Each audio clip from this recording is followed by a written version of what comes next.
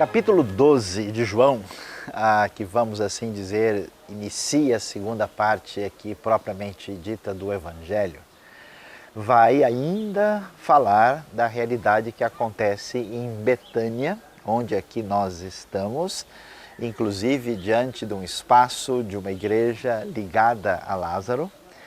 E nós vamos encontrar uma história bastante interessante que vai falar a respeito de Jesus ter sido ungido por Maria.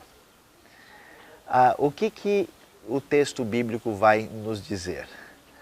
É que a palavra de Jesus é uma palavra que muita gente não está entendendo. Jesus está o tempo todo falando a respeito daquilo que lhe vai acontecer e o raciocínio humano não consegue acompanhar isso. Aqui nesse caso, quando Jesus está aqui na casa de Lázaro, Marta e Maria, Maria vai ungir os seus pés e vai ungir com um perfume muito especial feito de nardo, que tem um valor de 300 denários. Olha, vamos entender bem, um denário era o que um trabalhador comum recebia por um dia de trabalho, então é mais ou menos um salário comum de um ano.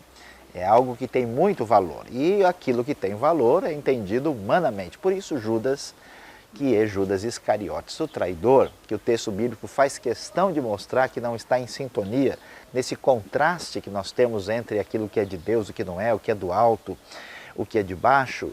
Judas é claramente apresentado como alguém que é um problema. O texto vai dizer que ele era ladrão.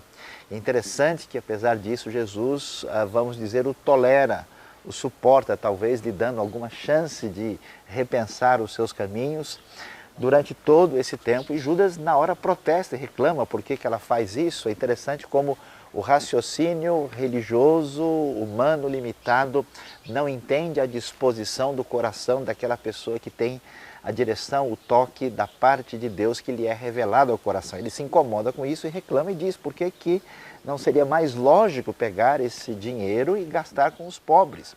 A resposta de Jesus é que aquilo que é o caminho de Deus não deve ser interrompido por essa proposta, porque os pobres vocês sempre têm e sempre terão com vocês, vocês podem ajudá-los em qualquer momento, mas ela está fazendo algo de maneira especial. E para entender o que está acontecendo, é necessário entender o que é um perfume. A gente sabe que perfume em qualquer lugar, em qualquer época e civilização, sempre tem um significado especial, porque é uma espécie de aroma particular. No contexto hebraico antigo, no contexto de Israel, mesmo no tempo do Novo Testamento, o perfume tinha dois usos principais. Um para ocasiões de alegria, de festas, quando havia grandes comemorações, quando alguém vai estar nesse ambiente, mas também está ligado à questão de ungir alguém para o sepultamento, que é o que está em vista aqui. E tudo indica, se nós entendermos João 12, lembrando do que acontece lá em Lucas capítulo 10, quando Maria entende isso de alguma maneira, porque quando ela vai lidar com Jesus da maneira que ela faz, ela parece estar entendendo, começando pelo menos a entender, que o caminho de Jesus envolve a sua morte, o preparo para o seu sofrimento, o que mostra também aqui como as mulheres nos evangelhos, e no caso de João, talvez nem tanto quanto Lucas, estão sendo alcançadas por uma palavra divina diferenciada que vai atingir a sua vida. E assim nós vemos Jesus se preparando para aquilo que vai vir na sequência, para a sua entrada triunfal, para cumprir a missão que o Pai lhe tinha dado para trazer vida eterna a todo que nele crê.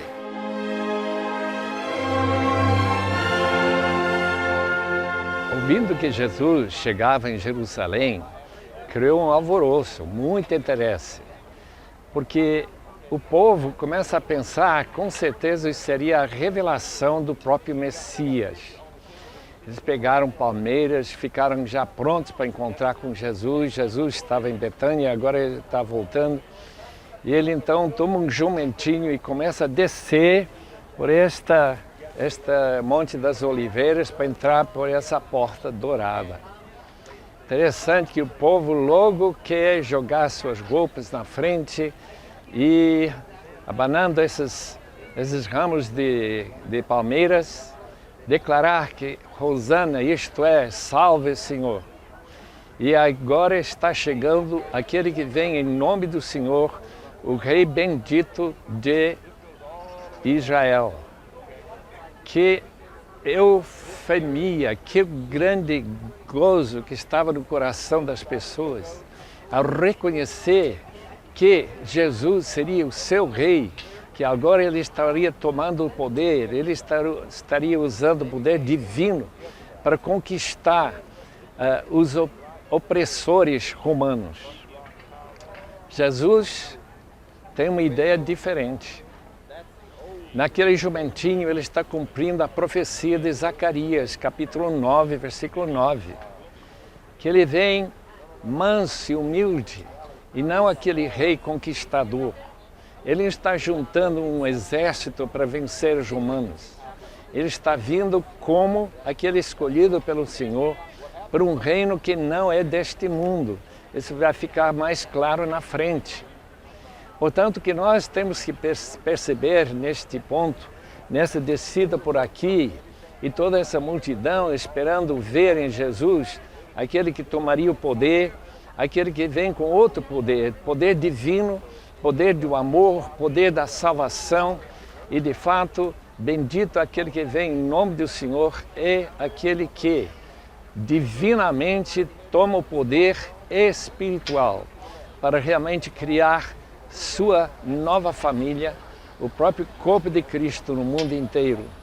É tão importante nós não confundirmos a ideia judaica que Jesus deveria tomar pelo poder o seu reino, mas o seu reino seria através da persuasão, através do amor, através do evangelho, a pregação da cruz de Cristo e a ressurreição. Glória a Deus por um Senhor como nosso Senhor Jesus, que entrou por esta descida aqui do Monte das Oliveiras e subiu e entrou para a região do templo no Domingo das Palmeiras.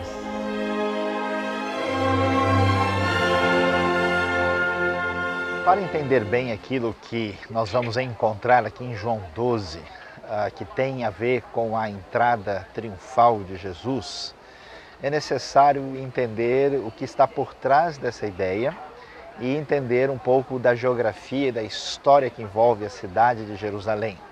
Nós podemos ver aqui ao fundo uma visão a partir do Monte das Oliveiras, que nos mostra a muralha oriental, lá do leste da cidade.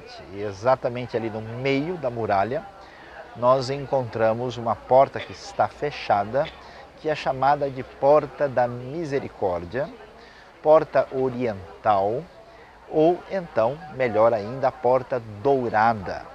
E o que nós temos aí? Primeiro, é importante observar que depois da parte mais baixa da cidade, antiga cidade de Davi, Salomão, no seu tempo, ampliou a cidade para aquela parte mais elevada, onde nós podemos ver ali, inclusive, o lugar onde está a mesquita hoje, que foi o lugar do templo, que marcava essa ligação da aliança davídica com Deus, quando o povo cultuava a Deus, entendendo que Ele é o seu único Deus e o rei de Israel deveria representar esse Deus. Então, a expectativa dessa dinastia davídica pedia a um rei futuro que haveria de restaurar as coisas e estabelecer o reino de Deus na terra. Jesus, para João, não será apenas filho do homem como figura escatológica, não será o Filho de Deus somente, aquele que é divino, mas também ele é o Cristo, o Christos, o ungido, o rei esperado.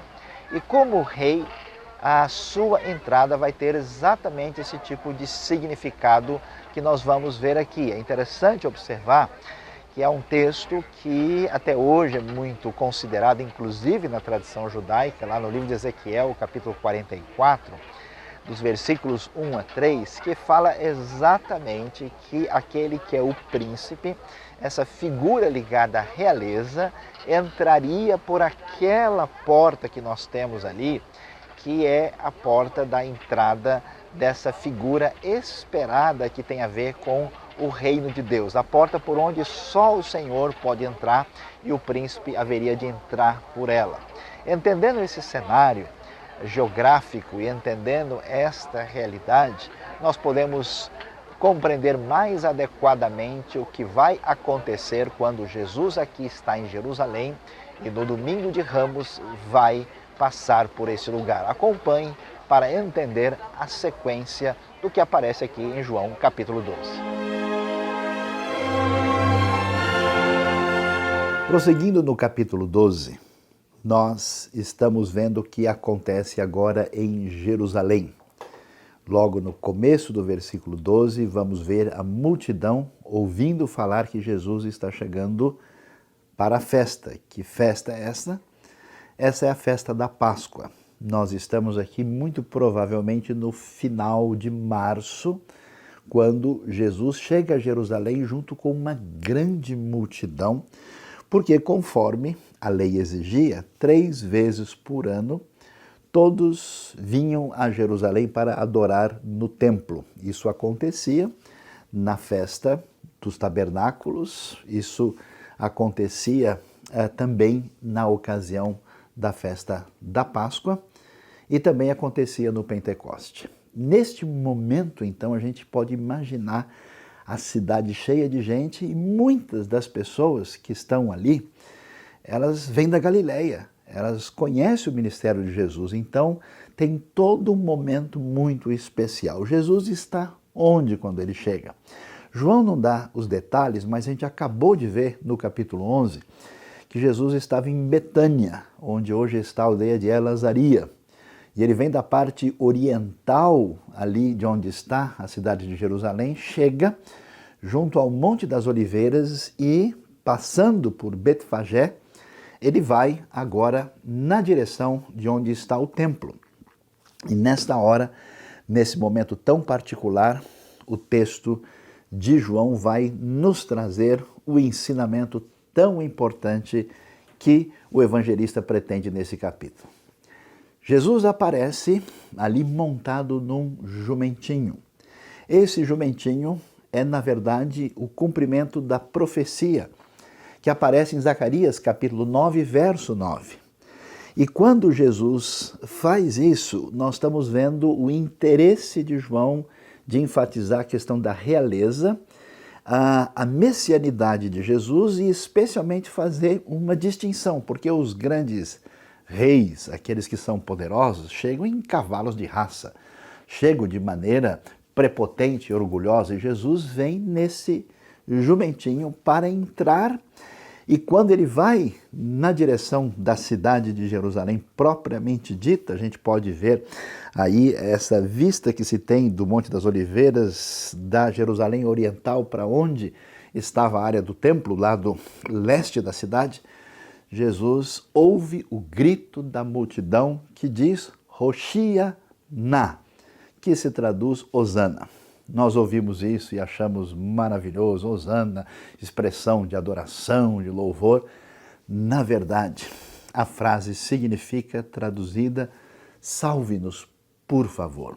Ou seja, esse povo oprimido, esse povo debaixo do jugo romano, esse povo sob a administração da casa de Herodes está desesperado, e nesse momento nós vemos aí com clareza todo mundo com essas palmas, essas folhas de palmeiras que geralmente eram utilizadas no momento de celebração de vitória, todo mundo comemorando ali diante da chegada daquele que de fato é rei.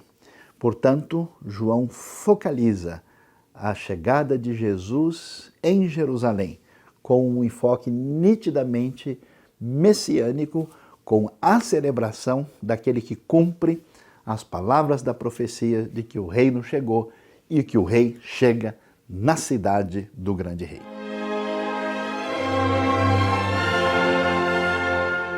Alguns gregos subiram para aqui, para Jerusalém, para passar alguns dias na festa da Páscoa. Eles tiveram contato com Filipe, e Filipe com André, e depois falaram para Jesus que eles queriam ver a Jesus. Com certeza queriam conversar com ele. Jesus, em vez de dizer, tragam elas para cá, disse, agora é a hora da minha glorificação. Essa glorificação é algo que nesse texto tem importância especial. Por quê? Porque Jesus pede ao Pai que Ele seja glorificado, que seu nome seja glorificado na pessoa de Jesus. E o Pai responde através de o que parecia um trovão, que Ele tinha glorificado o nome de Jesus e glorificará novamente. Essa glorificação tem a ver, como nós vemos no versículo 34, tem a ver com o levantamento de Jesus, sua crucificação. Jesus é glorificado na sua oferta e sacrifício para a humanidade. Aqueles gregos, talvez sendo prosélitos, talvez sendo tementes a Deus, como Cornélio, como Eunuco, em Atos capítulo 8, precisavam também conhecer a Jesus, tal como Nicodemos e tal como os outros que buscavam a Jesus. O interessante, portanto, nesse texto é notar que para isso acontecer, Jesus precisa ser levantado para atrair todo mundo para Ele. Dessa forma, podemos entender que Jesus Cristo seria o Salvador do mundo. Essa frase que nós encontramos no capítulo 4, e aqui nós vemos que essa atração para os gregos, para outras nações, já está cumprindo aquilo que João Batista tinha falado, que Jesus seria o Cordeiro de Deus que tirará o pecado do mundo. Quando ele falou isso, a multidão ficou surpresa, porque eles, segundo eles entenderam a lei, o Messias, o Cristo, permaneceria para sempre. Mas Jesus estava declarando, obviamente, que ele sim permaneceria para sempre, mas que ele teria que ser ressuscitado para isso acontecer, ele teria que morrer. O interessante desse texto, no versículo 24 a 26, nós encontramos algumas exigências de seguir a Jesus. Quando ele pede que esses que vão seguir a Jesus andem na luz, que eles sigam a luz, enquanto tiverem a luz, Jesus vai ficar pouco tempo com eles, faz as seguintes declarações. Em primeiro lugar, se um grão de trigo não cair no chão e morrer, fica ele só. Uma exigência e uma promessa. Se alguém amar a sua vida, perde essa vida. Essa vida não permanece para quem ama a sua vida. Portanto, a exigência, perder a vida para Jesus, estar disposto a dar sua vida a Jesus. Número 3, quem odeia a sua vida, ganhará a sua vida, preservará a sua vida. E finalmente, se alguém serve a Cristo, que ele sirva a Cristo seguindo-o. E o Pai honrará. 4 exigências e 4 promessas. A grande promessa de Jesus para todos nós é que, se seguirmos, se nós não amarmos nossa vida, se nós estivermos prontos para odiar nossa vida, nós teremos o grande privilégio de ser honrado por Deus Pai. O levantamento de Jesus, portanto, na cruz, sua morte, de certo modo, é o padrão da vida cristã. Ele, como grão de trigo, caiu no chão e morreu, foi sepultado. Mas com o seu florescimento produziu muito fruto. E a mesma coisa com a vida cristã. Quem vive sua vida só amando-a, só cuidando de si mesmo, perde sua vida. Mas aquele que segue a Jesus e acompanha esse modelo, terá Jesus como seu Senhor e Salvador para sempre. Amados amigos, venham conhecer a Jesus, segui-lo de todo o coração. Glória a Deus.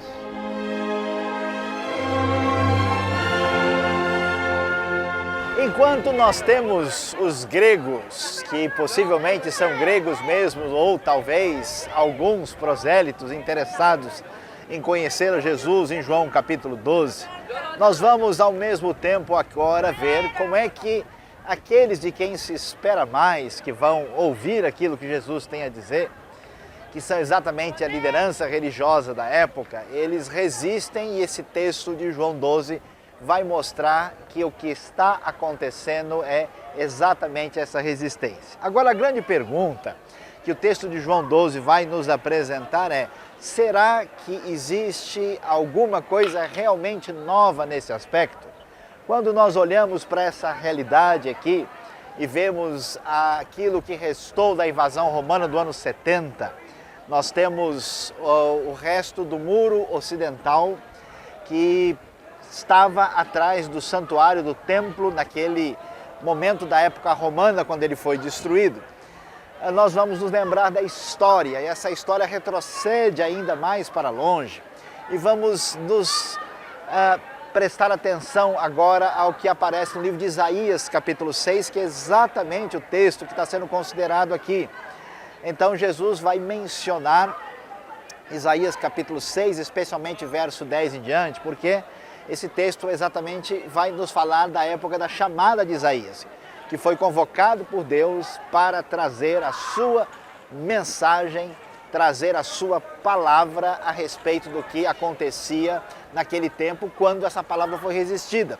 E o texto é forte, ele vai dizer que o Senhor, que está no controle de tudo, sabe muito bem, e ele lhes deu então uma espécie de incapacidade de enxergar, olhos que estão cegos para não ver, ouvidos para não ouvir, e é isso que acontece aqui no cenário que nós vamos encontrar em João capítulo 12. Então essa liderança mostra que o problema do passado permanece agora, porque eles resistem à palavra divina, e Deus, na sua ação soberana, faz com que, de certa forma, eles sofram as consequências desse coração fechado, daqueles de quem a gente esperaria que seguramente iriam ouvir mais as palavras de Jesus, porque essas palavras são palavras, como o texto diz, de vida eterna, conforme o Evangelho de João vai nos mostrar com bastante clareza. Agora, mais um pouco para frente, o que é que nós vamos encontrar? Qual é a razão? Essa liderança, essas pessoas estavam socialmente determinadas, mas não espiritualmente direcionadas. O problema é que existe uma certa comunidade que se definiu por relações religiosas que estão acima da verdadeira relação com Deus. Por isso eles tinham medo de serem expulsos da sinagoga, de terem algum problema com aqueles que são os seus correligionários de fé. Nesse sentido, nós vamos ver a grande questão que está em vista, que é amar mais a glória dos homens do que amar a glória de Deus. A questão que está sempre em vista no Evangelho de João, quando se dá preferência para certas referências humanas e não para aquilo que Deus diz. E Jesus diz: olha, vocês nem precisam se sentir ameaçados pela minha pessoa, porque eu vim para trazer salvação. Ele mostra a sua identificação plena com Deus de maneira impressionante, porque o texto vai dizer que Isaías viu o dia de Jesus, e lá em Isaías capítulo 6, a referência que temos é ao Senhor, e há uma identificação plena de Jesus com o próprio Senhor, Deus de Israel, mostrando a sua identificação completa com o Pai, que está implícita na maneira como o nome de Deus é usado em Isaías, e aqui no Novo Testamento, agora em João, aparece com referência ao próprio Jesus. E olhando para essa realidade, Jesus então diz: olha, eu vim trazer salvação. O mandamento de Deus que eu estou oferecendo é vida eterna. Agora, João claramente estabelece as duas realidades. Se alguém não quer ouvir o que Deus tem a dizer, então lhe resta um julgamento. Deus é o juiz. Jesus não veio para trazer juízo, mas sim salvação, mas haverá aquele que irá julgar no último dia. Portanto, a palavra de Jesus se estabelece como uma oportunidade de estabelecer a distinção entre abrir o coração e crer para ter a vida eterna ou rejeitar, determinado por referências religiosas e sociais particulares que fecham o coração para aguardar juízo. Ainda hoje, esta é a grande distinção entre ouvir ou não ouvir a palavra divina.